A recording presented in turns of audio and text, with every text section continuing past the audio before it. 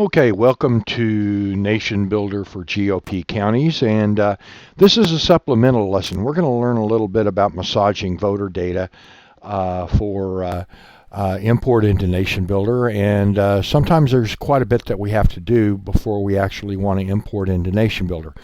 That means we're going to have to import the data into a desktop database server and massage the data a little bit, and sometimes, as in today's example, we even need to massage the data a little bit before it goes into the desktop database.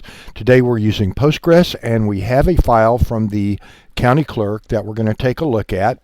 And I've looked at it. I already know it's bad. We're going to have to make some adjustments before we can import this data into a real database. Now, this is a CSV file, which means it's comma separated values. And as you can see, most of the elements in this file here are separated by commas. Now, we also use quotes if we have something that, if the data needs to contain a comma, that would give us a false field separation. So if the data contains a comma, then we put the whole thing in quotes. And but in this case, the top line of a CSV file is frequently the field names, and in this case the field names are not set up properly for importing into a good database like Postgres, which is the database that I'm using today. So let's take a look. As you can see, the top line is actually two lines. The field names you can see across here on the second line. We have field names on the second line, so that means this line has been broken. And I see a quote mark right there. So I'm betting what the county clerk's programmer tried to do was put a carriage return in quotes, and he hoped that would work. It doesn't. So what I'm going to do is, first of all, I'm going to join these two lines by simply hitting backspace on the first character of the second line. These two lines are now joined. Now let's do this. Rather than work on this and take a chance of damaging the data within this file, let's just take this top line, and I'm going to go Control C here, and I'm going to make a completely new file. I'm going to adjust this header in a totally separate editor, and then we will go ahead and copy it back once we've made the adjustments we need to make. Now, I saw in one of these fields, I saw a period in, there it is, I saw a period. Let's take that out. And let's see here. Let's let's take those quote marks out that we just saw, because we don't want to have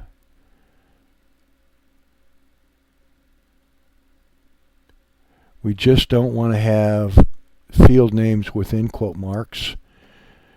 And now I also saw spaces, and I saw field names that begin with a digit. We can't have that. So what we'll do is we'll just go ahead and we'll put a V in front of everything. In other words, we'll put a V after every comma, which means all our field names will begin with V. That's okay. We're going to understand what they mean anyway. So the first thing I need to do is I need to take out all those spaces. I saw spaces and slashes. So let's take all those out first. I'm going to tap Control R, and I'm going to search for spaces. Just put a space in there, and I want to replace those spaces with underscores. I'm going to replace all. There we go. Telling me where it replaced all these characters.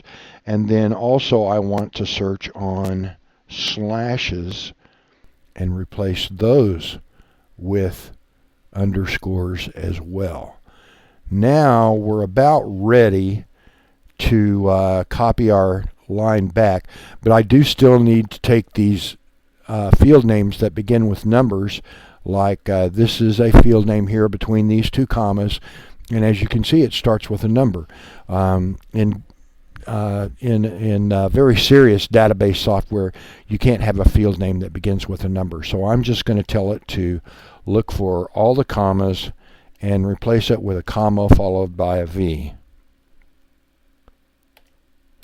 And that will give all these field names, voter 1611-1-2002 general election, blah, blah, blah. So we're going to replace all those, and we're good there. And this should be ready to copy back into our voter file. So I'm going to tap Control A, Control C, and go back to the voter file, highlight the top line, and just paste this in its place. And you can see there we're checking our work. All these fields are beginning with V now. So what Postgres is going to do is if we use these same names, Postgres is just going to do a smooth import with these field names right into the database. I probably ought to keep consistent and put a V right there, so all of our field names begin with a V.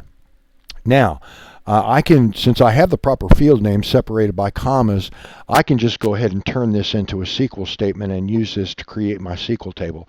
So what I'll do is I'll do Control R again. I will tell it to look for commas. It's already looking for commas. I'll tell it to replace every comma with space, the word text, and a comma and a space. And tell it to replace all. So it did that. It replaced all those. And now I have just about a complete SQL statement. So I'm going to put a opening parenthesis there, put a closing parenthesis, and a semicolon at the end, which ends a SQL statement. And then, of course, there wasn't a comma at the end, so I have to type in text at the end again. So we're going to import this database as all text files. So I'm going to go Control A to select everything, Control C. And now I'm going to go create my database with those field names. And this is Postgres. So I'm going to say create table. And I'm going to call the table DNV for Del Norte voters. And then paste in the rest of my SQL statement there. And let's see what we get when we execute that SQL statement.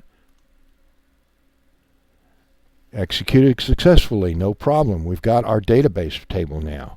So now all we need to do is import the data into our new table. So I'm going to refresh.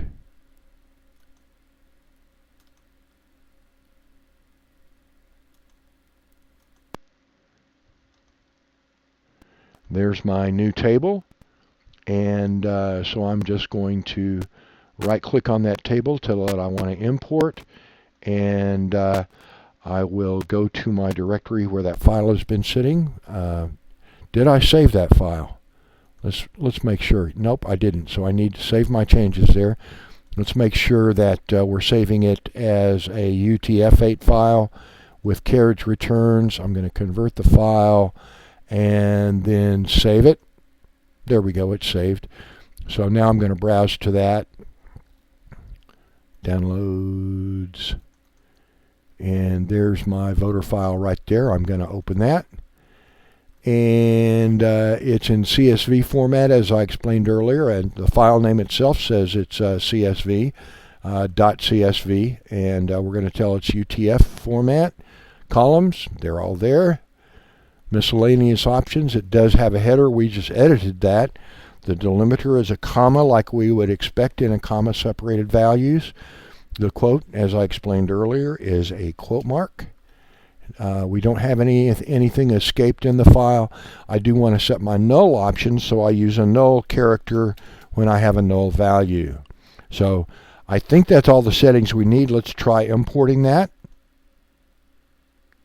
And sure enough, it imports completely without error. Let's double check our work there. I'll just right click on the table that we just imported, and I'll go view data, view the top 100 rows, and sure enough, looks like my data is imported just fine.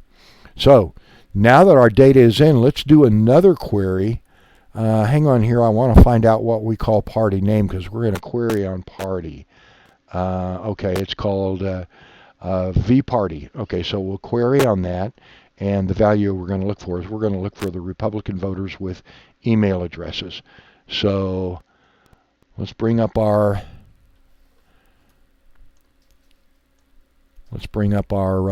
SQL, and we're going to select the name first, the name last, the email from DNR, DNV, where email, vemail, like, contains an @ sign. These are wildcard characters.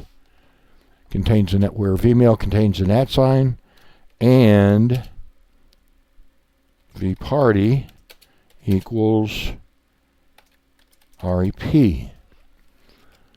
Let's run that query. And actually what I'll do is I'll run the query, but I'll actually write the result to a file. That way let's go ahead and run that and see if we get any errors. Nope, we got data there. So I'm just going to run that same query again and export it to a file. It's guessing that we want to send it to a CSV file. We want the records separated by carriage return line feed, CRLF. We do want it in Unicode UTF-8. Column separator is definitely a comma. Quote character is a quote. All columns, column names at the top. And I think we're good to go. Let's export that. We got an error, but that might not be a fatal error. So let's just click continue. And it says the data export completed successfully. Let's take a look and see if we can tell. There's emails.csv. Let's take a look at that in our editor. And that looks good to me. In the next lesson, we'll take this file. We'll show you how to export it again. We'll take this file and we'll upload it to datavalidation.com, and we'll clean the bad email addresses out of this file.